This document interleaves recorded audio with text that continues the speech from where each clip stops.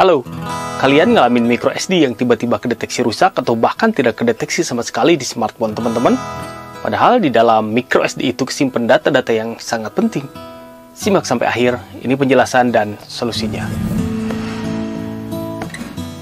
Sebelum lanjut ke topiknya, bagi kamu yang baru di channel ini, silahkan klik dulu tombol subscribe agar ilmunya barokah, karena support teman-teman dalam bentuk subscribe besar sekali artinya buat channel ini. Saya bagikan gratis ilmunya dan teman-teman support channelnya juga ya.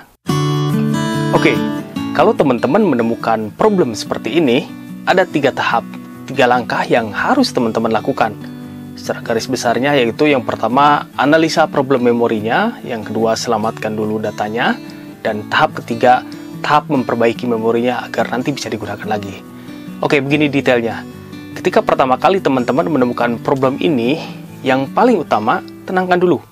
Tarik nafas, jangan panik. Kalau panik, malah jadinya nggak bisa mikir dan makin parah problemnya. Lalu, lanjut ke langkah-langkahnya. Pertama, matikan smartphone-nya. Setelah benar-benar smartphone-nya dalam kondisi mati, keluarkan kartu memorinya dari smartphone teman-teman. Lalu, cek di PC, komputer, atau laptop dengan menggunakan card reader. Jadi, bukan langsung dari smartphone pakai kabel data, tapi benar-benar dikeluarkan dari smartphone dan dibaca pakai card reader.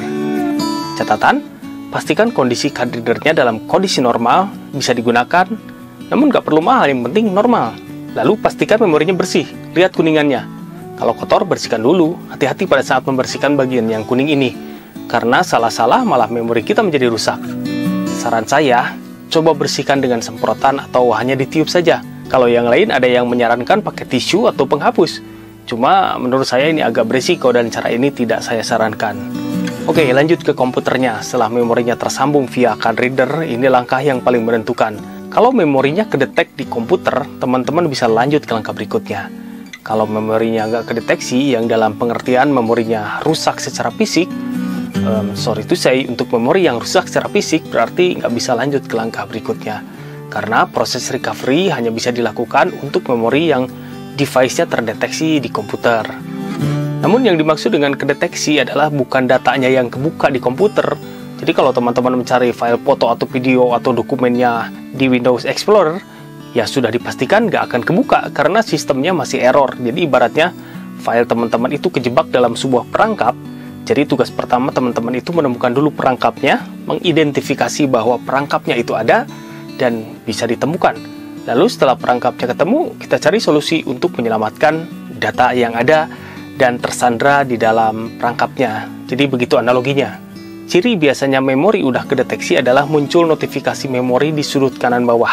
Di desktop komputer teman-teman, ada yang minta format, ada notifikasi error system, dan lain-lain. Ini yang kita analogikan bahwa perangkapnya itu sudah ketemu, dan ini sudah cukup untuk kita lanjut ke langkah berikutnya untuk membebaskan data kita dari perangkap error sistem ini. Maka setelah kedeteksi ini, lakukan proses recovery data. Selamatkan dan angkat datanya. Cara-cara recovery ini telah saya terangkan lengkap dan detail di video-video saya sebelumnya. Silahkan teman-teman buka playlistnya. Namun patut dicatat bahwa proses recovery bisa dilakukan tanpa melakukan proses format. Apabila ada notifikasi format ataupun setelah format. Namun tentunya ketika sudah diformat, kerja recovery-nya jadi semakin berat. Jadi saya sarankan nggak usah diformat dulu dan langsung ke proses recovery-nya. Setelah datanya berhasil kita angkat, barulah teman-teman masuk ke tahap terakhir, yaitu format memori, agar memorinya bisa kembali kebaca di device teman-teman.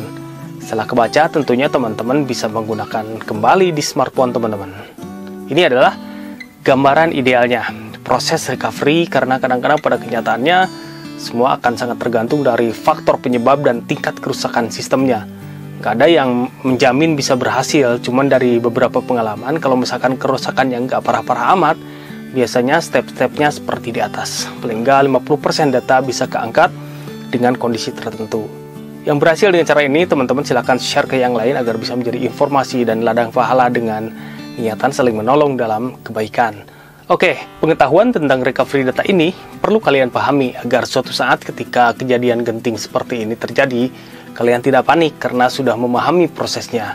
By the way, masih banyak topik bahasan mengenai recovery di channel ini. Silahkan teman-teman tonton aja video lainnya.